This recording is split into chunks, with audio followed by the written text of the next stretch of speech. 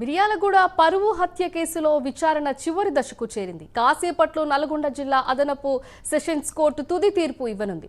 మిర్యాలగూడకు చెందిన ప్రణయ్ హత్య కేసు తెలుగు రాష్ట్రాల్లో సంచలనం సృష్టించింది. 2018 సెప్టెంబర్ 14న ప్రణయ్ హత్యకు గురయ్యాడు. తన కూతురు అమృతని ప్రేమించి కులాంతర వివాహం చేసుకున్నాడనే కోపంతో సుపారీ గ్యాంగ్తో ప్రణయ్ను మారుతీరావు హత్య చేయించాడు. ప్రణయ్ తండ్రి బాలస్వామి ఫిర్యాదుతో మారుతీరావుతో పాటు 8 మందిపై పోలీసులు కేసు నమోదు చేశారు. విచారణ సమయంలో A1 మారుతీరావు ఆత్మహత్య చేసుకున్నారు.